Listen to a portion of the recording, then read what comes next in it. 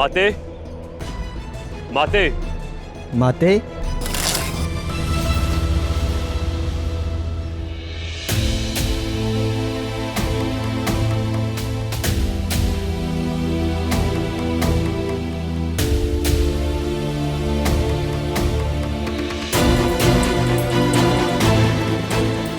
अवश्य ही आप नल की माता होंगी।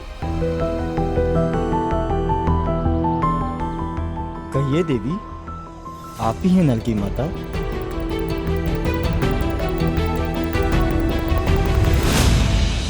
हाँ, नल मेरा ही पुत्र है।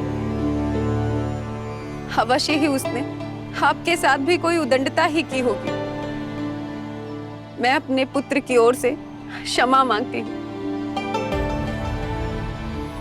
मैंने उसे कितना समझाया, किंतु वो मेरी एक नहीं सुनता। समस्त ग्रामवासी भी मुझे कोसने लगे हैं। अब तो मेरी यही प्रार्थना है कि हे ईश्वर, मुझे अपने धाम बुला ले। मैं परशुराम हूं माता। उन ऋषियों की ओर से आया हूं जो आपके पुत्र के व्यवहार से त्रस्त है और ये गांव छोड़ने का मन बना चुके हैं। मैं इसके लिए क्षमा की प्रार्थी हूँ, किंतु मैं क्या करूं? मैं असहाय हूँ, असमर्थ हूँ। आपको देखकर मुझे आप पे दया आ रही है माता, किंतु क्रोध भी आ रहा है नल के पिता पर, जो अपना दायित्व भुलाकर बैठे हैं। जो मुझे ही भूल गए, वो भला अपने दायित्व का स्मरण कैसे रख सकते हैं? माता, अगर आपको उचित लगे तो क्या आप मुझे बता सकते हैं कि किस कारणवश नल के पिता ने आपको भुला दिया? कारण केवल मेरा दुर्भाग्य है, जो बिना अपराध के मुझे ये दंड मिला। दुर्भाग्य आपका नहीं, ये उस व्यक्ति की निर्लज्जता है जो अपने पुत्र को और अपनी पत्नी को भुलाकर कहीं अन्यत्र वास कर रहा है। कौन है वो निष्ठुर पिता जिसे ना अपने पुत्र का मोह है और ना ही अपनी पत्नी का सम्मान? यदि उन्हें मेरे पुत्र से मोह होता तो वो मुझे त्याग कर कदापि नहीं जाते। उन्हें तो मेरे पुत्र से घृणा थी, जो उसे देखते ही मुझे त्याग कर चले गए। कौन है वो और कहाँ रहते हैं? वो जहां भी होंगे प्रसन्न ही होंगे, किंतु आप उनके विषय में इतना क्यों जानना चाहते हैं? मैं उनसे भेंट करके उन्हें उनके कर्तव्यों का स्मरण कराना चाहता हूं। एक अभागी पत्नी को उनके पति से मिलवाना चाहता हूं। एक भटके हुए पुत्र का हाथ उसके पिता के हाथ में देना चाहता हूं, ताकि उसका भविष्य उज्जवल हो सके। मैं आपकी सहानुभूति का सम्मान करती हूँ, किंतु असंभव को संभव नहीं किया जा सकता। माता, हमारे प्रभु परशुराम जी के लिए इस संसार में कोई भी कार्य असंभव नहीं है। बस आप हमें इतना बताने का कष्ट करें कि आपके पति कौन हैं, कि ऐसा क्या कारण हुआ कि आपके बच्चे को देखते ही आप दोनों को छोड़कर चले गए। विश्वास कीजिए दीदी, यदि आपके पति इस ब्रह्मांड में कहीं भी जीवित है तो उनसे आपका मिलन कोई रोक नहीं सकता। ये वचन देता है परशुरामा।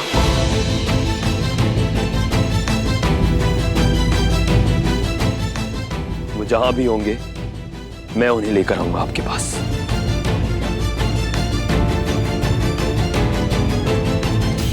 हे परशुराम, मैंने इससे पूर्व ये किसी को नहीं बताया जो मैं आज आपको बताने जा रही हूँ। मैं एक गंधर्व कन्या हूँ। मेरे पिता एक महान चित्रकार थे, अतः मेरे पिता भी मेरे लिए एक ऐसा ही वर चुनना चाहते थे जो संसार का सबसे उत्कृष्ट चित्रकार हो। दूर दूर के राज्यों से अनेक चित्रकार आकर मेरे पिताजी के समक्ष चित्रकला का प्रदर्शन करने लगे। लेकिन कोई भी उनकी कसौटी पर खरा नहीं उतर रहा था। समय बीत रहा था। इसी बीच एक असुर जिसका नाम दंतक था, उसकी दृष्टि मुझ पर पड़ी, जो मुझ पर मुग्ध होकर मुझसे विवाह करने के स्वप्न देखने लगा।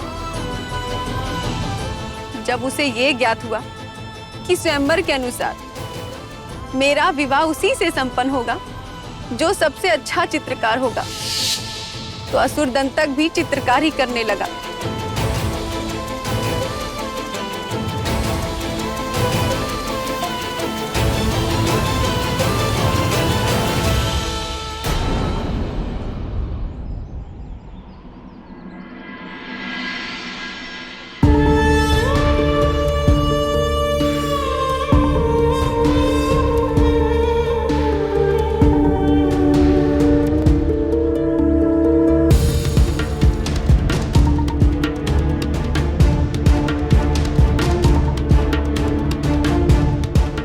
सुखासुर, सुखासुर, शीघ्र इधर पधारो।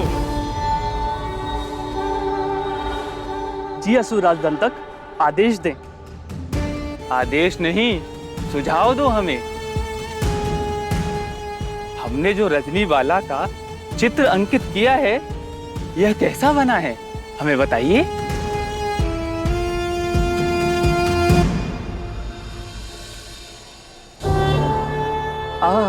क्या कला है आपके हाथ में असुरराज नायक।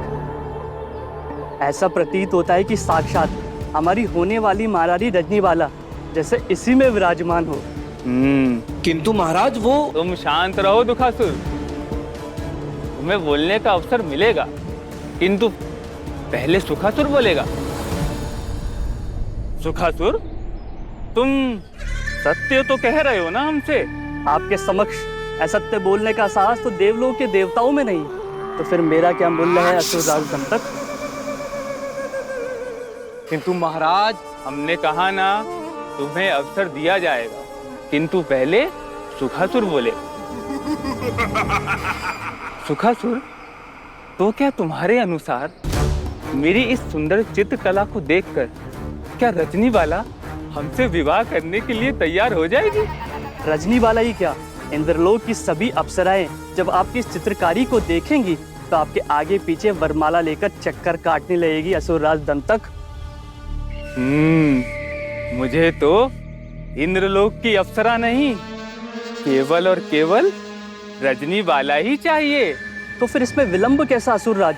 शीघ्र अतिशीघ्र इस सुंदर सी प्यारी सी छवि को लेके महारानी के सामने उपस्थित हो जाएं। आज अवश्य ही महारानी आपके गले में वरमाला डालेगी।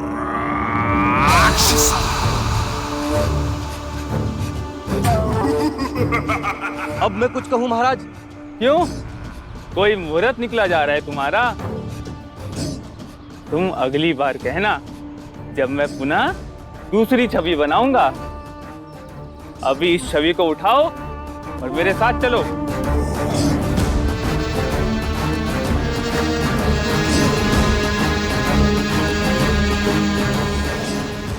मूर्ख, तू इसके योग्य नहीं, समझता क्यों नहीं? चल भाग यहां से।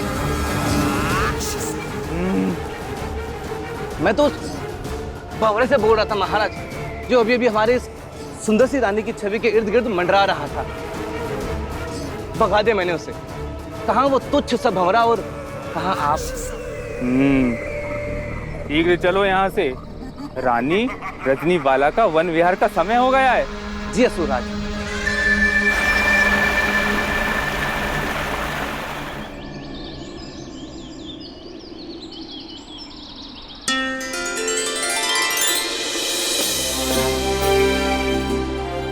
सुना है दूर दूर से चित्रकार आ रहे हैं तुमसे विवाह करने के लिए, परंतु कौन होगा वो भाग्यशाली जिसे हमारी रजनीवाला पसंद करेगी?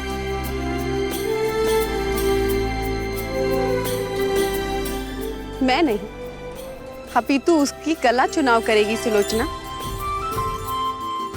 संसार में जो सबसे उत्कृष्ट चित्रकारी करेगा वही मेरा स्वामी होगा। वैसे चित्रकारी तो अभी तक सहस्त्रों आए, पर कोई ऐसा नहीं आया जो कसौटी पर खरा उतर पाए। समय बीतता जा रहा है, कहीं ऐसा ना हो कि मेरी प्यारी सखी कुंवारी रह जाए। यदि भाग्य में होगा तो अवश्य ही कोई चित्रकार आएगा जिसकी चित्रकारी देखकर मैं मुग्ध हो जाऊंगी सखी। तो फिर आपकी प्रतीक्षा समाप्त हुई रजनीबाला, क्योंकि दंतक ही है वो चित्रकार जिससे आपका विवाह होने वाला है। अच्छा, लेकिन दंतक तुम चित्रकार कब से हो गए?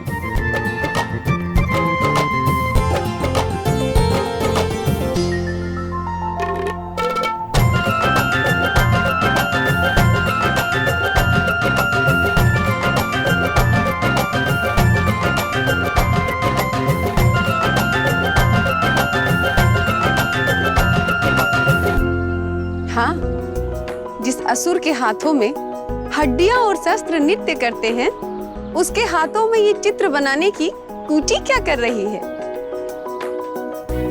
वो हमारे भीतर ये परिवर्तन आपसे प्रेम करने के उपरांत ही हुआ है रजनीबाला।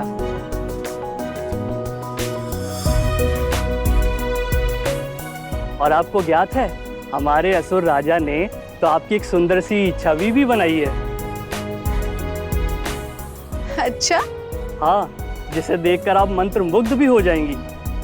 अब आप दंतक जी के गुणगान ही करते रहोगे या हमें वो चित्र भी दिखाओगे? तो फिर दिखाओ रजनीबाला को उनका वह चित्र, जिसे देखकर यह भी विवाह के लिए निश्चिंत हो जाएंगी। तो ये रही वो सुंदर सी छवि जिसे हमारे असुर राज ने बनाया।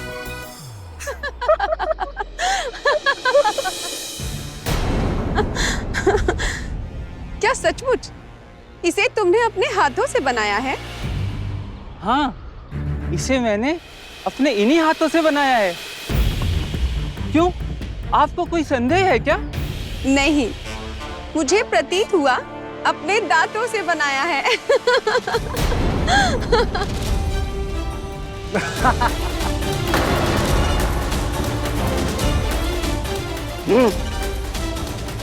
तुम क्या कन्या पक्ष से हो जो इतना ही करके हंस रहे हो? अरे तुम वर पक्ष से हो, अर्थात मेरे पक्ष से, इसलिए शांत रहो। जी महाराज। कन्या से अच्छा स्मरण आया दंतक, तुम अपने लिए भी इसी छवि की कोई राक्षसी कन्या क्यों नहीं ढूंढ लेते? तुम मुझसे विवाह करना चाहते हो ना? कभी अपना ये मुख दर्पण में देखा है? नहीं देखा तो एक बार अवश्य देख लेना, फिर तुम कभी मेरे समक्ष अपना ये मुख लेकर आने का दुस्साहस नहीं करोगे।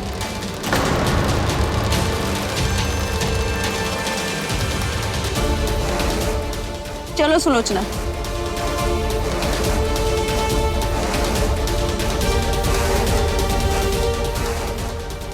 नहीं,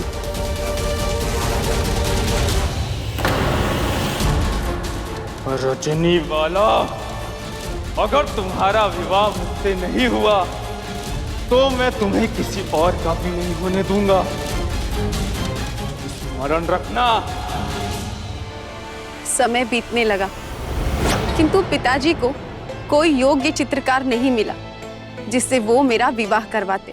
किंतु एक दिन जब मैं अपनी उसी सखी के साथ भ्रमण कर रही थी तो मेरी दृष्टि शिलाओं में बनी प्रतिमाओं पे पड़ी।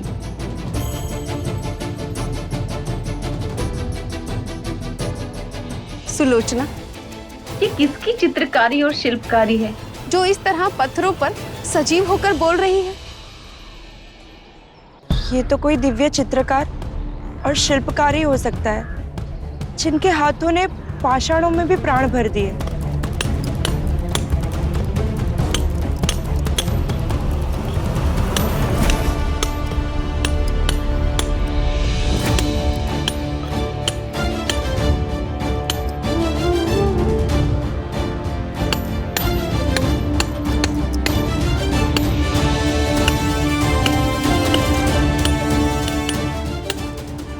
वो शिल्पकार जो अपनी ही कला में लीन है। लगता है तुम्हारे भाग्य के द्वार खुल गए। अब तुम शीघ्र से उनके पास जाओ और उनके दर्शन कर लो, इससे पूर्व कि वो कहीं पे लुप्त हो जाए। जाओ।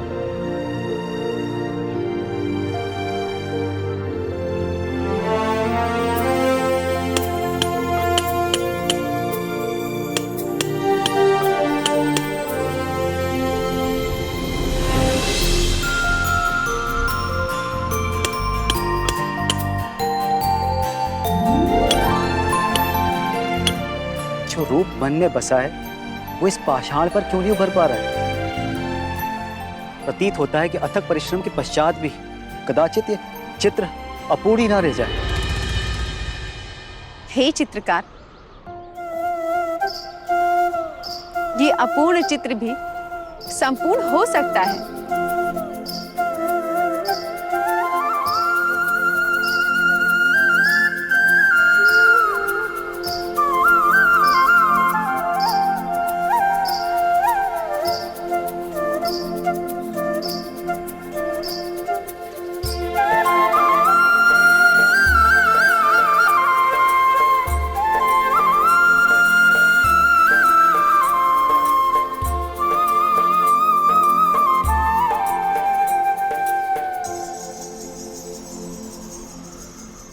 जो चित्र मेरे मन में था वो आज मेरे समक्ष कैसे आ गया?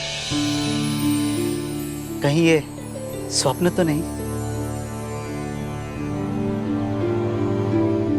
यदि आप सत्य कह रहे हैं तो स्वप्न आप नहीं, मैं देख रही हूँ। मुझे अपने भाग्य पर विश्वास ही नहीं हो रहा है कि आपके मन में मैं बसी हूँ। विश्वास तो मुझे भी नहीं हो रहा, परंतु यही सत्य है देवी। मैं इस मुखमंडल को कितने समय से पाषाण पे तराशने का प्रयास कर रहा था, जो आज साक्षात मेरे सामने आ गया। मैं कुमार देव हूं।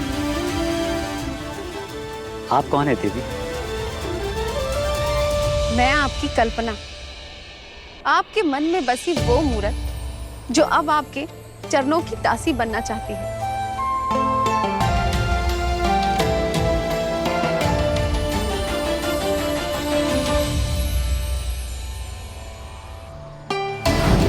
मेरे पिताश्री की आज्ञा से मेरा विवाह कुमार देव के साथ संपन्न हो गया, लेकिन कुमार देव का कार्य कुछ अपूर्ण था, इसलिए हम वाटिका में ही रहने लगे।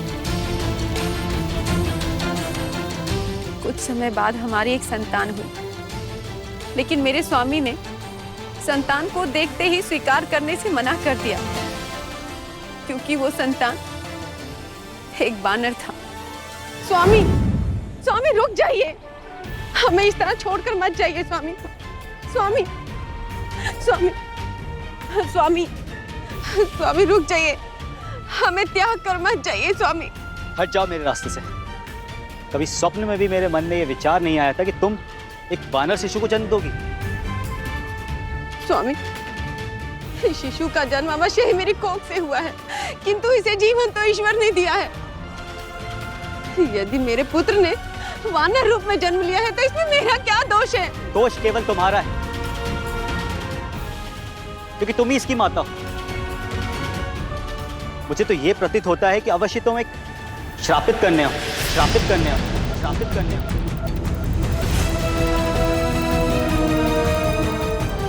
इसका परिणाम ये वानर पुत्र है, इसे मैं कदापि स्वीकार नहीं करूंगा। तथापि तुम मेरे साथ चल सकती हो यदि तुम इसे त्यागने के लिए प्रस्तुत हो।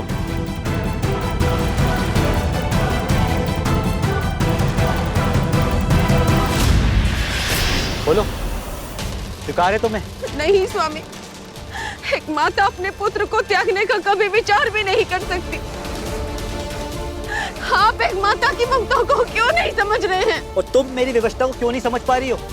ये संसार मुझसे क्या कहेगा कि मैं एक वानर का पिता हूं? नहीं, मैं अपने लोग प्रस्थान कर रहा हूं और तुम भी लौट जाओ। नहीं स्वामी, स्वामी हमें त्याग कर मत जाइए स्वामी, हम आपके बिना असहाय हो जाएंगे। हमें भी अपने साथ ले चलिए स्वामी। अब तो अपनी युक्ति से ही इससे पीछा छुड़ाना पड़ेगा मुझे।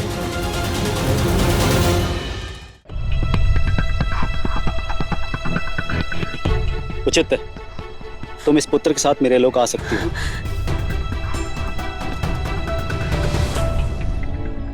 सत्य स्वामी, मैं अपने पुत्र के साथ आपके लोग आ सकती हूँ, किंतु अभी नहीं, 1 वर्ष बाद।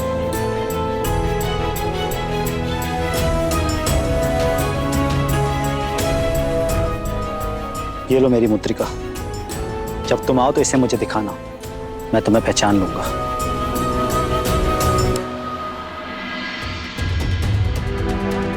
इसे क्या पता कि ये मुद्रिका कुछ ही दिनों में स्वयं ही लुप्त होकर मेरे पास पुनः आ जाएगी।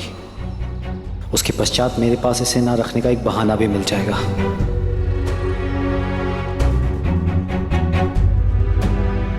अच्छा, मैं चलता हूँ, अपना ध्यान रखना। जी स्वामी, आप भी अपना ध्यान रखिएगा।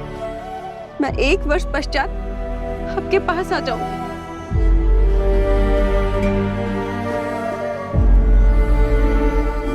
पुत्र, अब बस 1 वर्ष की बात है। 1 वर्ष पश्चात हम तुम्हारे पिता के पास चलेंगे।